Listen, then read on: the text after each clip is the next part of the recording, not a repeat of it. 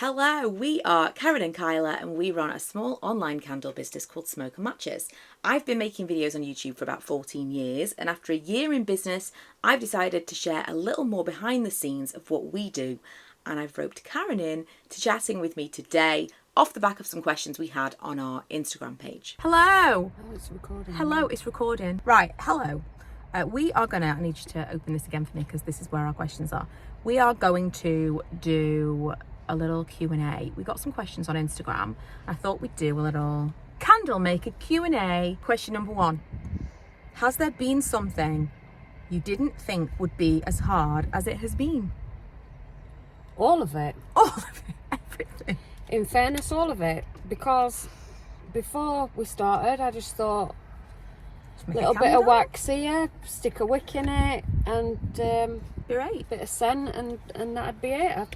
I honestly thought that's how it'd go down. I didn't realise everything else that you have to do with it. Yeah, I said in Ridiculous. a video recently, the amount of stuff that you have to do that's not making the thing that you sell Yes. is insane. It's all the added stuff. Yeah. Everything that's not, because you think you're making candles or you're making wax melts or you're making reed diffuse, whatever you do, you think that's what you're doing. But that's a tiny portion of what you're doing. That's minimal. Yeah. The actual product is minimal to everything else that goes into it. The folding of the boxes. The amount of boxes you have to make. The folding of the boxes. The packing peanuts. Mm-hmm. The storing it all. My living room is now a storage area. Mm-hmm. It's a candle warehouse. Candle warehouse. Yeah. Yeah. It's a lot. So yeah, I'm going to say all of it. Everything. I think like the paperwork as well. The amount of like... Well, you do most of that. The stuff you need to learn. Yeah. It's just not that easy. Did you hit any goals you originally set 1 year ago? Also, what are your goals for next year? Did we have any specific goals? I personally don't think we had any goals. I think we were just... Let's see if we can do this. Yeah. We're both very... Shiny object. We're doing this, let's do this, we're going to make it work, we're going to make $1 million kind of thing. Whether we do or not is irrelevant, and we haven't made $1 million. That's the motivation behind you, like, this is going to work. Yeah, this is going to make me a millionaire. And I truly think we believe that at the time when we're doing stuff, when I've started creating something. So I don't think we had any particular goals, but I think we're both very appreciative of what we've done between us in the first year. Yeah, totally. I mean, the biggest thing, because it sometimes feels, especially at the beginning of the year where it's not candle season, people aren't really buying a lot of stuff like first half of the year. We're about to get into the good half of the year for candles and wax melts, but it's easy to be like, oh, is it going, what should this be? We don't know anyone else that's doing anything like this. We can't compare our numbers to other people's numbers, and I don't think that would be great even if we could. But we got out of, like, it's making money, it's sustaining itself, which already I don't think is expected within the first year. No. And it's profitable. Even if that was a tiny profit. Might only be 1p. It could be a penny. But to be sustaining itself, it's good, it's positive. I think that's a success in a year. And this time next year, what do you think should be a goal? Millionaires. That's reasonable. To be fair, that is the necklace that I bought us for Christmas, and it says this time next year. So maybe, I think that's a reasonable goal. Yeah. Reasonable goal. What's been the biggest learning curve?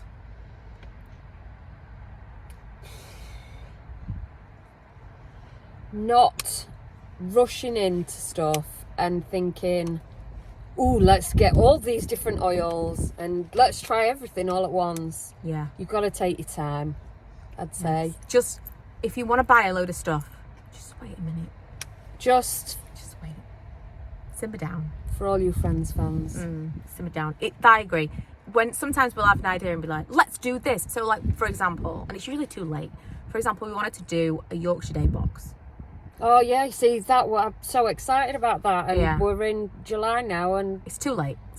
And we did think of it almost in the right amount of time, but Not really. You need a lot of time to plan when you're going to be involving other people. And the whole thing, I was just like, I don't know if it's feasible that we can make money on this. I don't know how we work with other people and how the money is involved. It just became too complicated too quickly. But initially, we were all in. Very excited. We were going to do that. We were going to maybe. I mean, actually, as a goal next year, I'd like to do a subscription box, seasonal maybe. Yeah. I would like to do that next year. But again, too much all at once. But I think we were all in, and we could easily have been like, let's buy this and let's buy that, and and now we'd be left with things that we couldn't use for the thing we got excited about. The learning curve is to just patience. Calm down. Which neither of us have. No. And I've got one last question we're going to do in this video, and it is, has it been what you expected starting up a business with a friend? Are we still friends? We are still friends. I like to think we're still friends anyway. I don't know if Kyla does, but yeah, I think we're still friends. But we don't tend to talk about much else other than candles, wax melts, oils and stuff. For me, it's a real thing, a conscious effort that everything. Let's just go back to talking about stuff that's not candle related and just be friends again. You've got to actually remember to talk about something else. Yes. Yeah.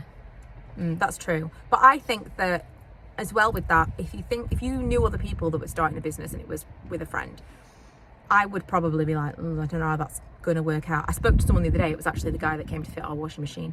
And I said his son didn't want to take over his business. And he was like, he works with me. I don't understand it. Like, he doesn't want the business. I'm retiring and he just doesn't want it. And I said, maybe he wants to start on his own. He doesn't like doing all the paperwork and he doesn't like doing all of this. And I said, well, why doesn't he get like a partner? Yeah. And the guy was like, no, terrible idea. You shouldn't have a partner. Like, it's just going to slow you down. It's this and it's that. And I thought, this is what people think. I disagree, because there's elements of the business that I don't like. I don't like this. I really, I mean, not this, but I mean, I don't like the social media side of it. Yeah. It's not comfortable for me. It's out of my comfort zone. But I love packing boxes. And I love taking them to the shop and speaking to the lady in the shop. And so that's a real bonus, because Kyla doesn't enjoy doing that. Do you know what? I would pack a box all day long. It would never get to the post office. But you enjoy the social media. Is all you. That's you, because that's something that you enjoy. I don't enjoy it one second. Well, even like the website-y bits. So like, I will sit in front of the TV at night and I'm like editing photos, doing the website-y stuff. That's very like in my wheelhouse. It's transferable skills from the blogging days. The only thing, like, I really don't like doing the books, the tax stuff. And I think one day I'd like to get us to a point where, but I've already been doing that. Again, that's transferable, because I've been doing my own taxes for like more than a decade. Yeah.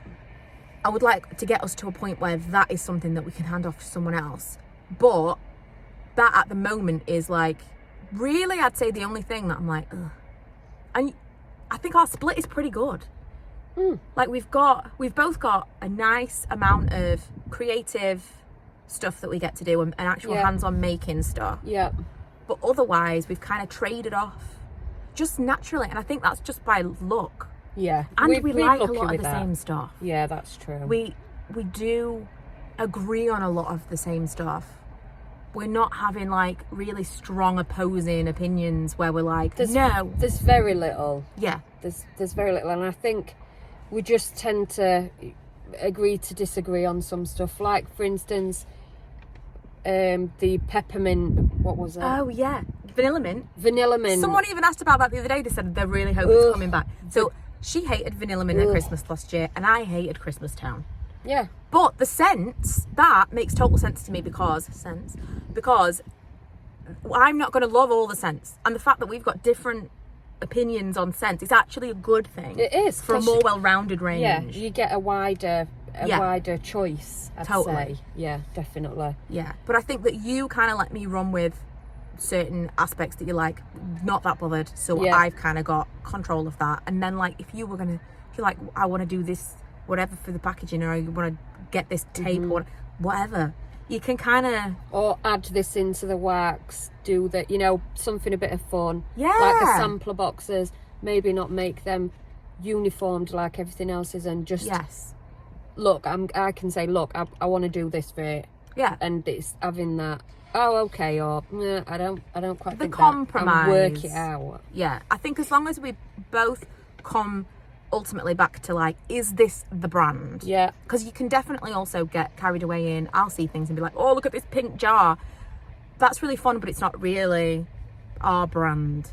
No. And as long as you kind of both come back to, we want this to be something that grows and that one day could be on a shelf in a department store and it feels like this is a really nice thing. This is a brand that is across the board is like, I recognise that as this all feels cohesive. Yes, yeah, definitely. I think we're on the same page about a lot of things. Yeah, and that which helps. is lucky, really. Yeah, because I think that's the issue with it being friends, of people don't agree. No. Often. But that's it for this instalment of, I don't know, Candle Maker questions. Candle Maker question time. It needs a theme. Thanks for Karen joining Candle us. time. It's candle time. I was going like news. Candle news. We should be behind a desk. Candle news today. It's just putting yourself out there, and I'm not a put you out there kind of person. Excuse you. Indeed. Yes, I agree. It's everyone's got like their comfort zone, but I feel like sitting in a car talking to a camera is not jumping off a cliff, isn't it? Not quite. Not quite. It's not bungee jumping. Right, we're going to go because we've got to go back to work now, do our real jobs. And I feel like it's going to get noisy. So thanks for watching. We'll see you guys next time. Bye.